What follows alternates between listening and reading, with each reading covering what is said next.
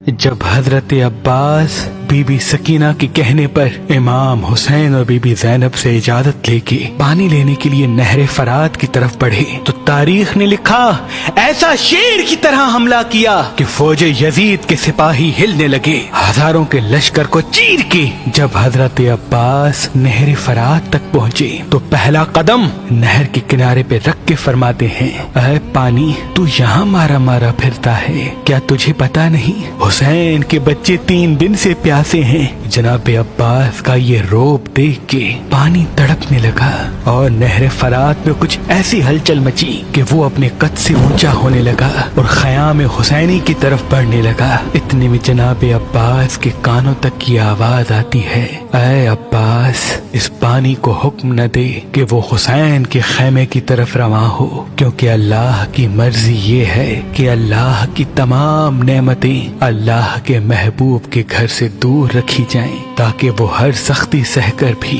अल्लाह के दीन को बचाने में कामयाब हो। ऐ अब्बास ये शुजाअत का इम्तिहान नहीं, सब्र का इम्तिहान है। जनाब अब्बास जैसे ही अपने बाबा के लहजे को महसूस करते हैं तो फरमाते हैं, ऐ मेरे बाबा मैं तो अपने आका के बच्चों के लिए पानी लेने आया हूँ। फिर आवाज आती है, ऐ अब्बास जो तू पानी मश्क में भर रहा है ये पानी रसूल अल्लाह के बच्चों की प्यास नहीं बुझाएगा, क्योंकि जैसे ही तुम लश्कर की तरफ पलटोगे तुम्हें शहीद किया जाएगा।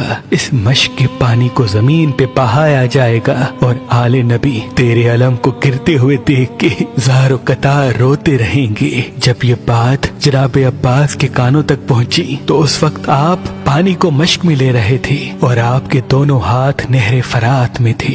आपने उस वक्त दुआ मांगी कि ऐ मेरे अल्लाह मेरी आकाज़ादी सकीना से पहले इन हाथों को पानी लगा है।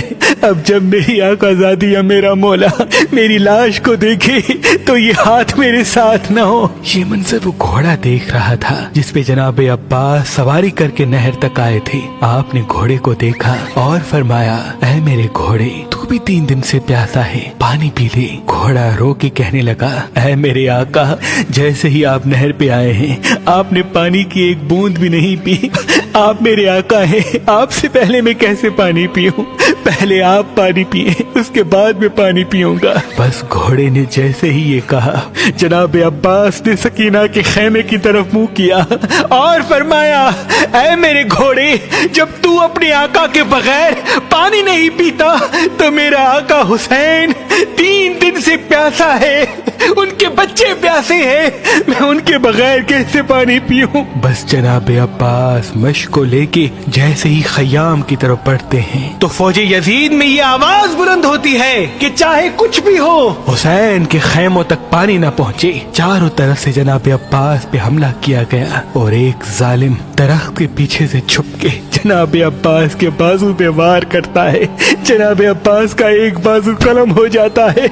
आप मश्क को अलम दूसरे बाजू में संभाल के तेज तेज खैमे की तरफ बढ़ते हैं। जब आपका दूसरा बाजू भी कलम हो जाता है आप मश्क को अलम अपने मुंह में संभाल के तेज तेज खैमों की तरफ बढ़ ही रहे थे कि लश्कर ने तीरों की बारिश जनाब अब्बास पे कर दी। एक तीर जनाब अब्बास की आंख में लगा, कई तीर जनाब अब्बास के जिस्म में लगे और एक तीर जनाब अब्बास की मश्क में लगा।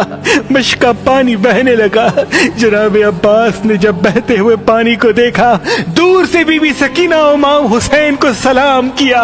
इतने में एक जालिम गुर्ज जनाब अब्बास के सर पे मारता है। आप घोड़े की ज़ी से जमीन पे आते हैं। तारीख ने लिखा कि अरब की सरजमीन पे जनाब अब्बास से बड़ा किसी का कद न था, लेकिन जनाब अब्बास की कब्र मुबारक उस कद के मुकाबले बहुत छोटी है। तो एक मर्तबा इमाम जाफर सादिक से पूछा गया कि ऐ नवासाए रसूल जनाब अब्बास का कद तो बहुत बड़ा था लेकिन उनकी कब्र इतनी छोटी क्यों है?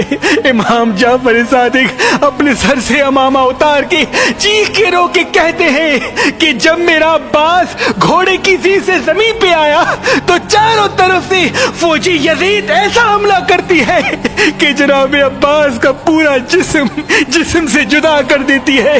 امام حسین جب جناب عباس کی لاش تک پہنچتے ہیں تو ان کی لاش ثابت نہیں ہوتی، کہیں سے جناب عباس کے بازو چنتے ہیں، کہیں سے جسم کے دوسرے حصے، اور جناب عباس کے جب چہرے کو دیکھتے ہیں تو ایک آنکھ میں تیر ہوتا ہے اور پورا چہرہ اور جسم خون سے رنگین ہوتا ہے۔